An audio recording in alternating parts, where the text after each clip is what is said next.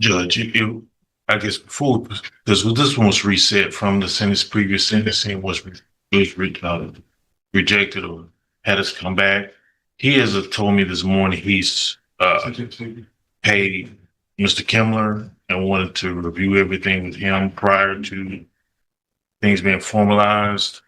I just want to let the court be aware of whatever. Well, we reset it so that the victim could be here. It's my understanding that she's here today. I'm not inclined to reset it again. I don't know if Mr. Kimler's intended to be here today, but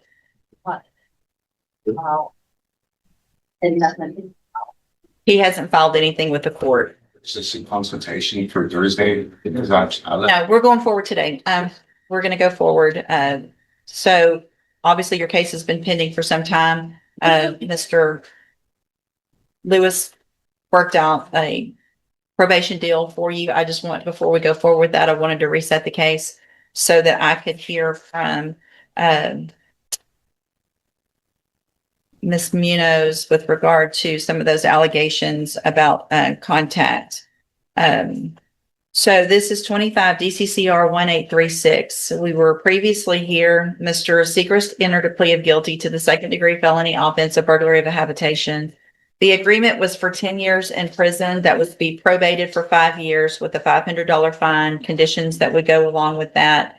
And we've already been here on sentencing once. You guys both have had an opportunity to review the pre-sentence report. Any other additions, corrections to that report? Not from the state. Not from the defense judge. Now, other than the issue with regard to some of that contact allegations, is there any reason not to go forward? Anything else? No, Judge. All right. So if you'll get Ms. Munoz, you can question her. Stand right over here. There you go. Right, Right up no, there. right here. Just, You just come right just here. stay right here. Good morning. Would you please raise your right hand? Do you swear or affirm the testimony you're going to give in this hearing will be the truth, the whole truth, and nothing but the truth? Yes. Thank you, ma'am. You can put your hand down. Mr. Smith? Okay, would you state your name for the record and spell your name for the court? Carla Gisela Munoz, Perla Gisela Munoz, Munoz. And you were the victim of the burglary of a habitation that we're here in court for today. Correct. Would you describe for the court the relationship that you had with the defendant? It's my children's mother, ex-boyfriend. How long were y'all together? 15 years, maybe 14, 15 years. How long before this did y'all break up? It's always on and off. It's never really just an on and off thing.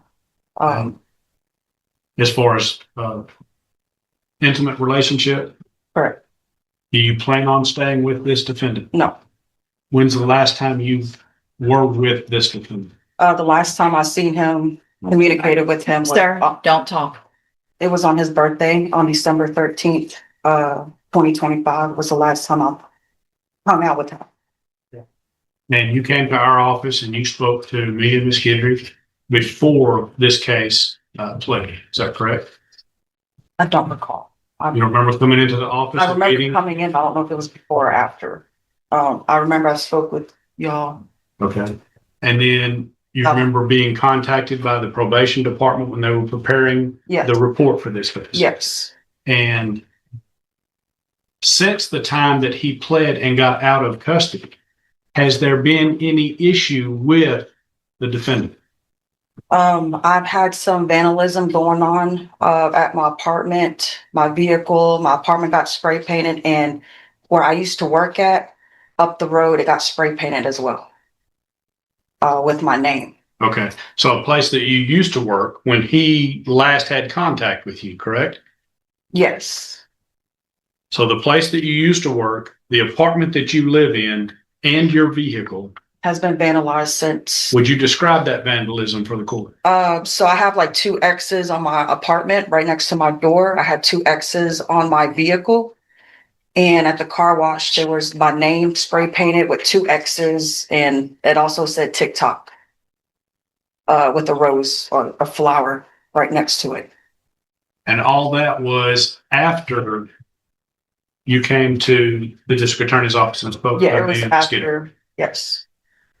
So those marks, were they virtually identical in all three of those places with the addition of the flower and the TikTok in your name at the place of employment? Yes. Your former place? Yes, they all had the same like two X's symbols on them.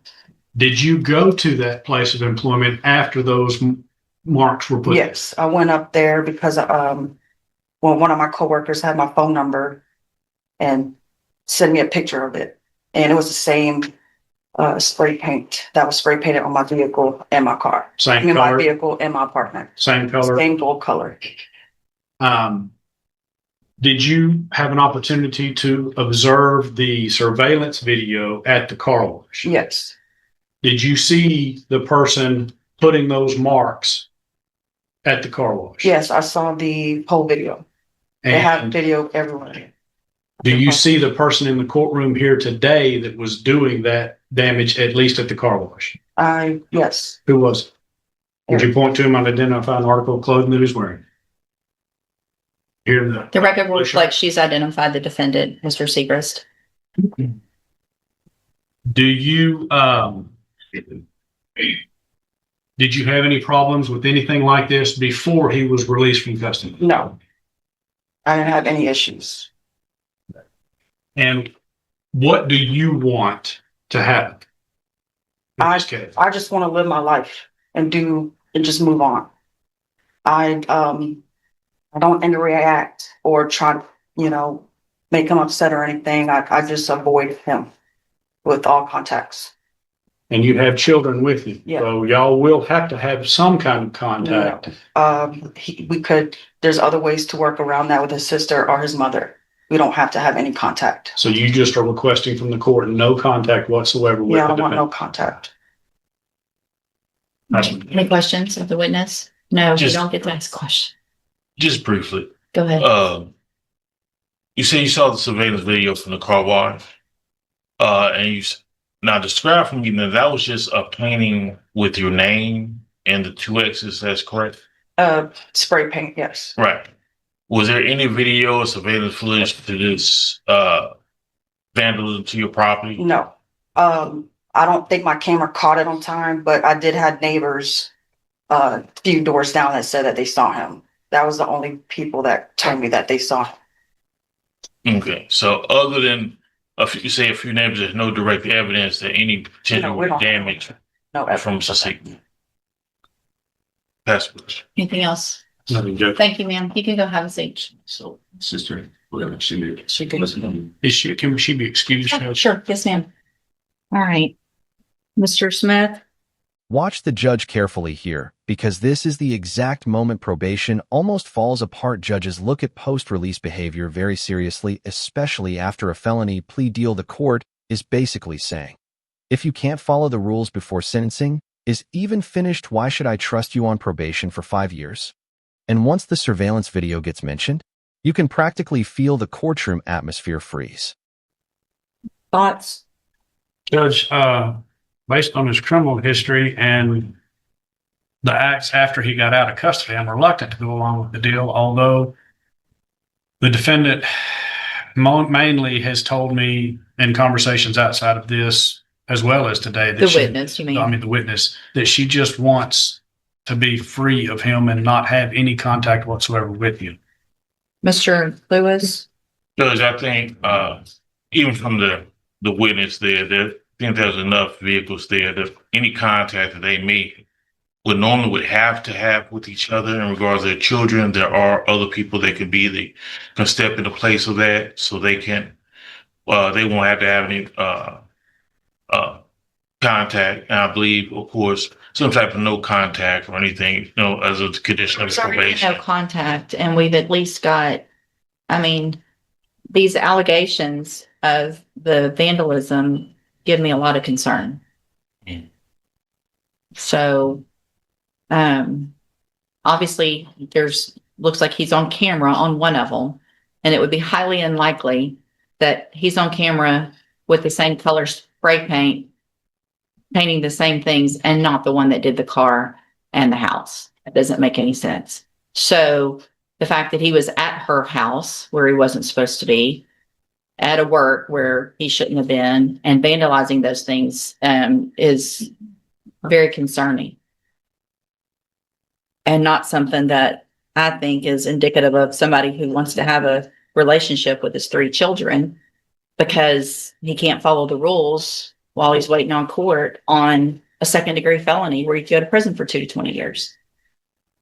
Does that make sense? Yes, ma'am. So The judge's frustration is exploding now. She's openly questioning the logic behind the vandalism, and honestly, this is classic courtroom pressure. Judges sometimes challenge defendants directly to see how they react under stress, but instead of calming things down, the explanation about some random guy only seems to make the situation worse. At this point, everybody in the courtroom knows the judge is not buying the story.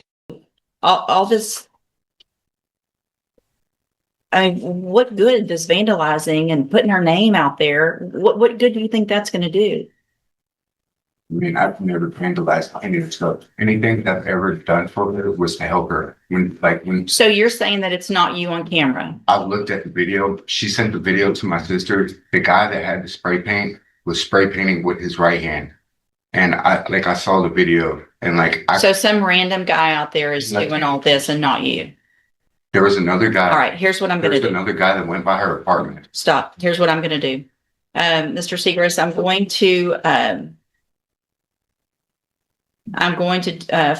to follow the agreement, but I am going to order a condition so that we can have hopefully some better thinking processes going on at some point. So what I'm going to do, Mr. Segrist, today is find that you entered your plea of guilty freely and voluntarily. Find sufficient evidence to find you guilty, and at this time follow the agreement and find you guilty of burglary of a habitation. Sentence you to a term of 10 years in prison, but probate that. You'll be on probation for 5. You're ordered to pay the $500 fine, and you're ordered to follow all of the conditions of probation.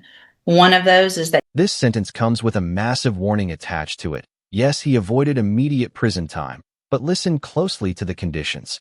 A 90-day cognitive program, absolute no contact, and GPS monitoring 24/7. That GPS order is serious business. The judge is basically saying, 1 mistake, 1 violation, 1 dead battery, and you could lose all 10 years of freedom instantly. That's not probation with trust, that's probation under a microscope. you are going to enter and successfully complete the cognitive track of the ISF program. You will go into custody today. It is a 90-day program. And then when you get out, you'll be on probation, required to follow all of the same rules and conditions, which include having absolutely no contact or communication with Ms. Munoz. And that I'm also going to order, as soon as you're out, that you have to have a GPS monitoring device on at all times. If it's not charged, if it's taken off, I will find out immediately. There will be a warrant for your arrest, and you will be back in here with a motion to revoke and looking at going to prison for that 10 years that you just agreed to. Do you understand? Yes. I'm going to hand you trial court certification. Shows that this was an agreement that I followed, and so you have waived your right to appeal. I'm also handing you a written admonishment regarding your ineligibility to possess a firearm or ammunition. Because of the judgment entered against you, you're ineligible under Texas law to possess a firearm or ammunition. Possession of a firearm or ammunition could lead to charges against you. Firearm is a legal term. If you have questions, talk to Mr. Lewis about that. And if you have any questions about how long it lasts or what the rules are, you can talk to him. All right, you can go back with the bailiff. And that's the twist ending nobody expected. The judge still honored the plea agreement, but tightened the leash as far as legally possible. The victim got the no contact protection she asked for while the defendant walked out with probation conditions so strict they almost feel like a countdown timer. One wrong move from here, and this entire courtroom could be seeing him again for a full prison sentence.